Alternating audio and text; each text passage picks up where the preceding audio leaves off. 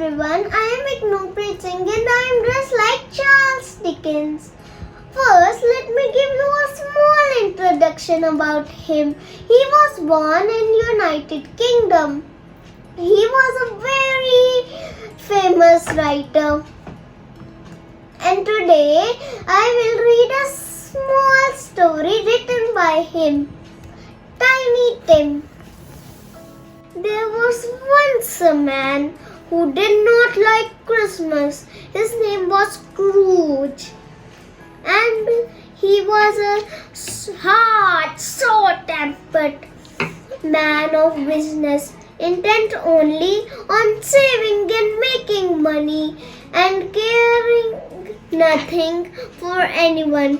He paid the poor, hard-working clerk in his office as little as he could possibly get the work done for, and live on as little as possible himself alone in two dismal rooms.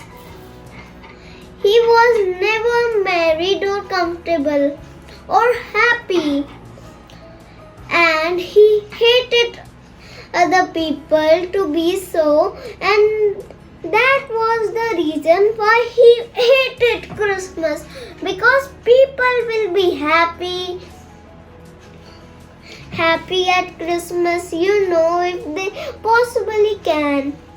Well, it was Christmas Eve, a very cold and foggy one, and Mr. Scrooge, having given his poor clerk unwilling permission to spend Christmas Day at home, locked up his office and went home himself in a very bad temper after having taken some gruel.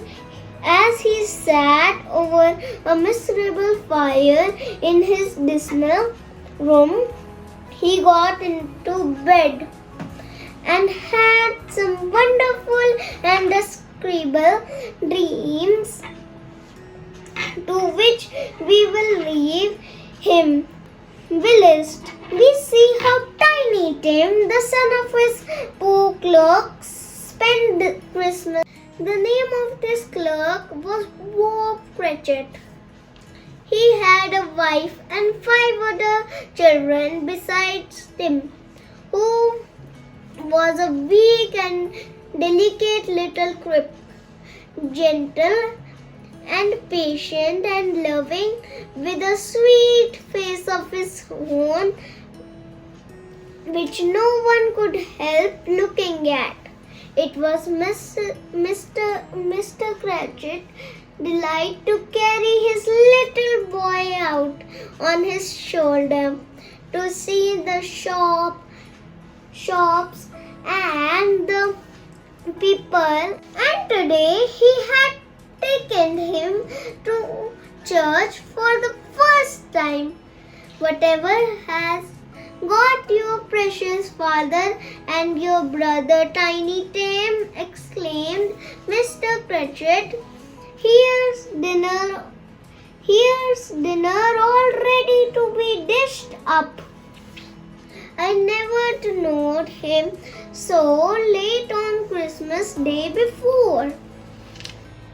Here he is, mother, cried Belinda.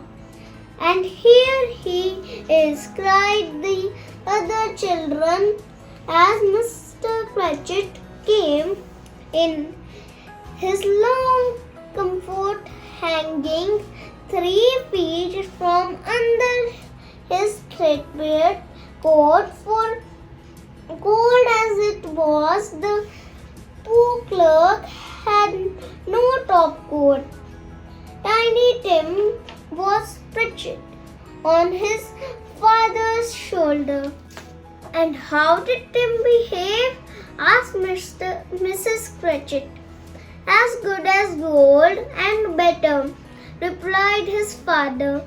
He told me coming home that he hoped the people in the church who saw he was a cripple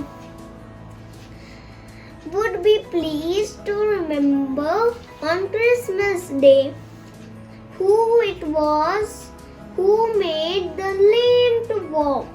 Bless his sweet heart, said the mother in a trembling voice. Dinner was waiting to be dished up. Mrs. Cratchit proudly placed a goose upon the table. Belinda brought in the applesauce and Peter the mashed potatoes. The other children set chairs. Tim as usual close to his father's, and Tim was so excited that he rapped the table with his knife and carried huzzah. After the goose came the pudding, all ablaze with its sprig of holly in the middle, and was eaten to the last morsel. Then apples and oranges were set upon the table, and it's a shovelful of chestnuts on the fire, and Mr. Cratchit served round some hot sweet stuff out of a jug as they closed down the fire, and said, "A Merry Christmas to us all, my dears. God bless us. God bless us, everyone," echoed Tiny Tim. And then they drank each other's health and Mr. Scrooge's health, and told stories and sang songs. Now in one of Mr. Scrooge's dreams on Christmas Eve, a Christmas spirit showed him his clerk's home.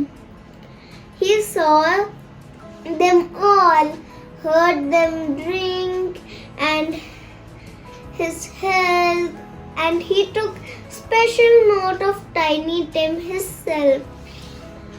How Mr. Scrooge spent Christmas Day we do not know. But on Christmas night he had more dreams, and the spirit took him again to his clerk's poor home. Upstairs, the father, with his face hidden his hand, sat beside a little bed on which lay a tiny figure, white and still. Tiny Tim died because his father was too poor to give him what was necessary to make him well. "You kept him poor," said the dream spirit to Mr. Scrooge.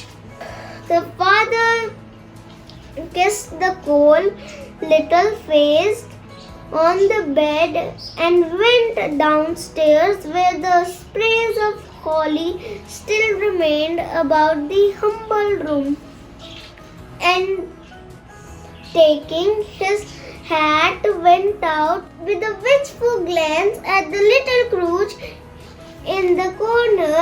As he shut down the door, Mr. Scrooge saw all this, but wonderful to relate, he woke up the next morning feeling as he had never felt in his life before.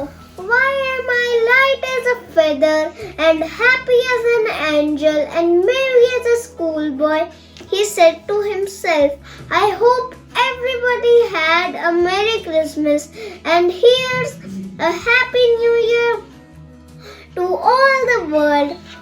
poor Bob Cratchit crept to the office a few minutes late, expecting to be scolded for it, but his master was there with his back to a good fire and actually smiling. And he shook hands with his clerk, telling him heartily he was going to raise his salary, and asking quite affectionately after Tiny Tim, "And mind you make a good fire in your room before you sit to work, Bob," he said as he closed his own door. Bob could hardly believe his eyes and ears, but it was all true. Such doings as they had on New Year's Day had never been seen before in the Cratchit home, nor such a turkey as Mr. Scrooge sent them for dinner. Tiny Tim had his share too, for Tiny Tim did not die. Not a bit of it. Mr. Scrooge was a second father to him. From that day he wanted for nothing, and grew up strong and hearty. Mr. Scrooge loved him and felt he might, for was it not Tiny Tim who had unconsciously thrown to the Christmas dream spirit, touched his hard heart, and caused him to become a good and happy man?